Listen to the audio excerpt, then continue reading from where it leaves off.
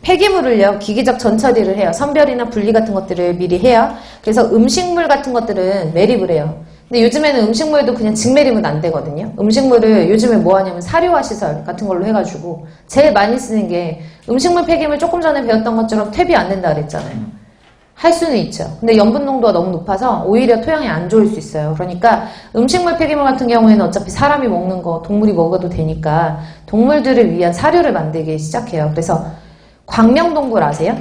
제가 한 몇 년? 3년? 4년 정도에 4년 정도 전에 제가 원래 이제 집순이거든요. 집 밖을 나가는 걸 별로 안 좋아하는데 너무 더워가지고 에어컨을 키자니 전기세가 아깝고 광명동굴에 갔거든요. 애들을 데리고 들어가니까 엄청 시원하더라고요. 근데 시원한데 습해요. 엄청. 나중에 합격하시고 기분 좋게 여름에 가보세요. 겨울에 가면 죽자고 가는 거고.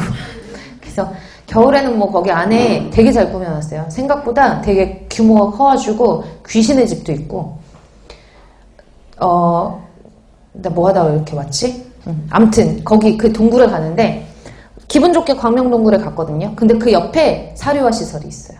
왜냐하면 동굴이고 관광지이긴 하지만 어쨌든 간 동굴이 있는 지역은 민가에서 떨어진 지역이잖아요. 약간 산속에 있는데 거기에 그런 제가 너무 오래돼가지고 기억은 안 나는데 아무튼 음식물 사료화 시설이 있어서 사료화 시설이라고 해서 되게 특별할 줄 알았는데 그냥 큰 탱크 같은 것들이 하나가 이렇게 탱크로리 같은 것들이 세워져 있고 거기에 이제 사료화 시설이 있기 때문에 냄새가 날 수 있습니다라고 써져 있더라고요. 그러니까 평소에 막 겨울이나 이럴 때는 냄새가 별로 안 날 텐데 여름이었고 냄새가 상당히 많이 나가지고 알고 있었거든요. 어쨌든 간에 제가 지금 이렇게 말씀드리는 거는 광명동굴을 꼭 가야 되겠다 이게 아니라 음식물 같은 것들을 요즘에는 뭐 한다? 사료화 시설로 이렇게 자원한다라고 하는 거. 그래서 제가 그냥 우스갯소리를 하면 광명동굴 안에 지금은 모르겠는데 그때 당시에 귀신의 집이 있었어요. 되게 깜깜한데 귀신들이 이제 곳곳에 숨어 있잖아요. 근데 저희 애들 2명이 겁이 없는 편이라서 큰애가 가고 싶다 그래가지고 데리고 갔는데 마지막 나올 때는 기어서 나왔어요. 그래서 이제 저희가 어떻게 갔냐면 놀래지 마세요. 놀래키지 마세요. 애 죽어요 이러면서 처음부터 끝까지 이제 처음에 들어갔는데 너무 깜깜하니까 그러고서 나왔는데 나중에 거기서 숨어있는 귀신들이 다 하는 소리가 너도 크면 여기서 알바해 쏠쏠하다 뭐 이러면서 그래서 되게 웃으면서 나왔던 기억이 있는데 어쨌든 간 기분 좋게 한번 가보세요. 여기가 음식물 사료화 시설이구나.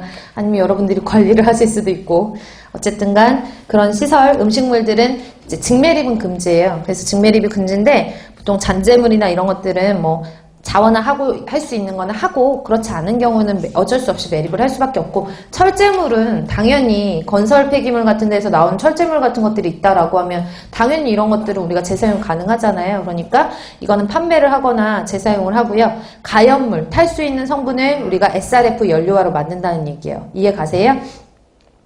그래서 SRF 연료로 만든 다음에 이것을 전용 보일러와 그 전용 보일러로 수증기 같은 것들을 만들어서 그 수증기의 힘을 증기를 가지고 터빈을 돌리는 거예요. 그래서 왜 마치 공원 같은 데 가면은 자전거 막 빨리빨리 돌리면 전기 생산해서 불 빡 켜지고 막 이런 런닝맨 같은 거에서 가끔씩 가다 TV에서 나오는데 그런 것처럼 터빈을 돌려가 전기를 생산하는 거거든요. 그런 시설을 우리가 열병합 발전 시설이라고 얘기를 하고 여기서 이제 대규모로 발전을 시키고 집단으로 열을 공급하기 위해서 하죠. 그래서 저희 동네 저희 아파트는 열병합 요 발전 시설에서 오는